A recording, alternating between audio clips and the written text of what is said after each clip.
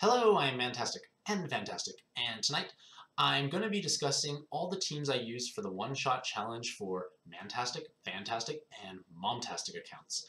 So I did all of these on my Twitch stream, so you get to see like the running chat box alongside. Sometimes it provides some humorous bits, and it's on like maybe a 15-second delay, so you may not. It's obviously not live because there's always a delay with Twitch. But regardless, this post here and video is going to be discussing my team choice selection, the subs I ran, the inheritance, the latent setups, and the why. Basically why I chose to run these subs and my general strategy I used for each of the challenges. So, without further ado, I used Krishna for Mantastic against Noah Dragon, and I did not stall the 99 turns. If you actually look at this feature image here, you can kind of see on the side here, but there's 71 turns left on its shield. So I only spent about 28 turns on here, mostly because I kept getting unfavorable absorptions, binds, etc. So my team I used for Krishna was almost identical to the one I run for Arena 3, except that I had to drop one Sonata for Gadius. And this actually worked out reasonably well, because Gadius has a massive amount of base recovery, and I was able to actually run the plus health badge instead, because the plus health badge allows me to tank Noah Dragons under 70% attack, which I could not have done without it. So with Gadius and the health badge, I was able to survive that hit. Furthermore, I was able to kind of utilize Gadius's bind immunity as well as recover bind, and so it actually got me out of a jam once, which was pleasant. So in terms of inheritance, I use Awoken Cao Cao on Krishna, just because I need that delay to overcome resolve floors, as well as give myself an extra time to breathe. I used Erd, and there's no inherit, and I have 5 auto heal awakenings, because that's all I had. Like, this team is nowhere near as invested as my mirror team. I have Sonata with a Green Odin, and this is looks really strange. It's not even skilled up, the Green Odin, but the reason I run this is because Sonata can then clear the binds in order to use my Gadius, which has Leyland inherited, combo of Sonata or Yamato. Because Leyland Yamato produces a 2/3 fire board, 1/3 light board, and this allows me to actually deal lethal damage to Noah Dragon without surpassing the 10 million absorption or void mechanic. It's 10 million against fire teams because you do half damage. Because if I use Erd Sonata, I would do too much damage because of the enhanced orbs, whereas the Leyland plus Yamato actually does less damage. So it looks weird, but I inherited it that way, mostly because I want to retain Erd's board change because it's a lot safer than Sonata's if I need to stall things out. Yamato is used, like I said, to combo with Leyland, as well as provide hearts. And finally, Fantastic's Krishna has Awoken Ares to upgrade the active, as well as give me the Rainbow Resist, which I don't even have on my team.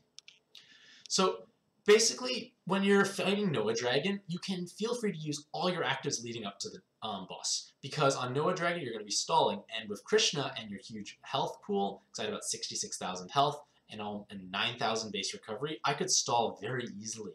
So I had no fear of blowing all my actives and then just simply recharging them on the boss. And when you're trying to kill Noah Dragon prematurely, you want to chip him down slowly till he's above 50%. Like you don't want to, if you go below 50, you're gonna die. So that's obviously unideal. So you want to get him as close to 50 as possible. Then make sure everyone's unbound. Do your burst combo damage. Win. So when you're doing that, you chip slowly below 90, take the big hit, heal up again, tank.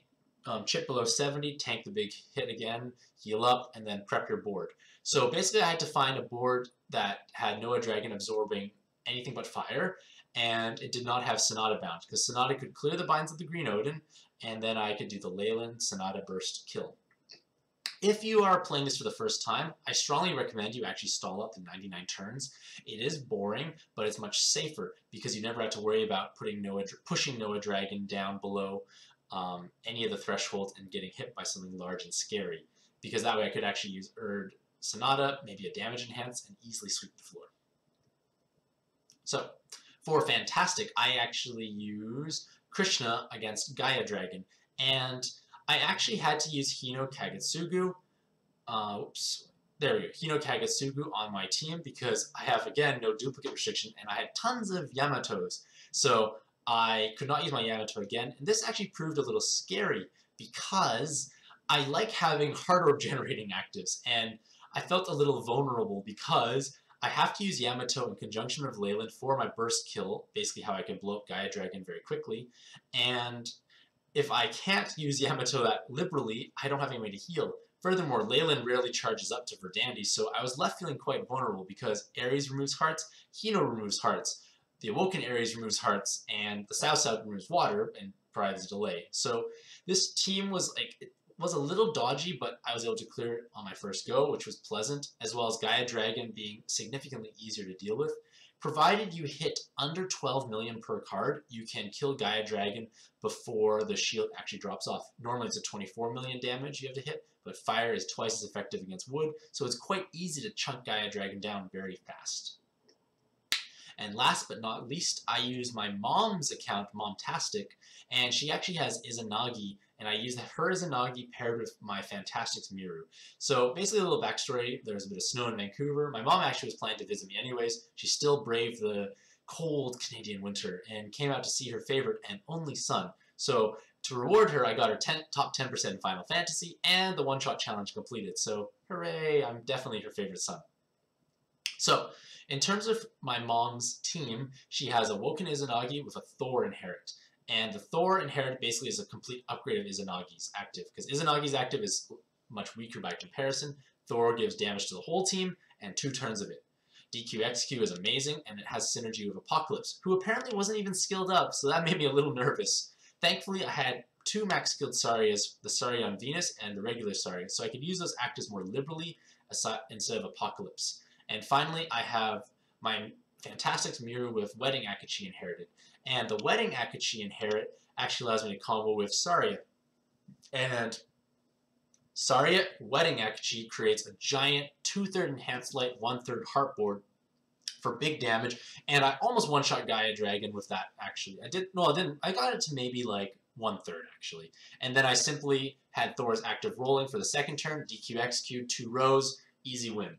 So it was easy on the boss, but getting to the boss is much harder because, well, I'm not used to being so vulnerable sometimes. Like, there's a little less time extent, so I had to move a bit faster, but I had to take actually the leader bind immune badge because there was quite a few different leader binds, and I managed to hit almost every bind in the dungeon. So by having at least my leaders on never being bound, I could form heart crosses and stall it out, because I have no other way to clear binds. So it was a little riskier than what I'm used to. If I was playing dual Miru, I probably would have run either recovery or the health badge, depending on what thresholds I need to overcome. But I was at least able to do it. So Izanagi can definitely do it, and I strongly encourage people who have Izanagi to pair with a Miru friend, ideally someone with an inherit that has synergy with your orb changes to create that 2/3 light, 1/3 heart board. So in conclusion, I did stream all these one-shot challenges on my Twitch stream. You can check it out. It is a pretty cool place, I'd say. Like, you get to see a lot of interesting gameplay. I generally do a lot of Arena 3 farming, so you get to see either Krishna or Miru clears for that, and I had 1 Yamasachi clear. But regardless, the one-shot challenge is definitely doable with non-heart cross teams, as I did showcase with my 2 Krishnas. I might use Krishna again to fight Zeus Dragon, just to show you that I can kill Zeus Dragon with Krishna, and it's actually quite straightforward. It's usually like 2 turns and it's dead. Like, you chunk it down a bit, and then you do the Erd Sonata board burst kill, just in case you don't Erd Sonata one-shot. So let me know what you use to clear these one-shot challenges, and if you want to check out this post, it'll be linked in the description down below. Have a fantastic evening, and happy puzzling!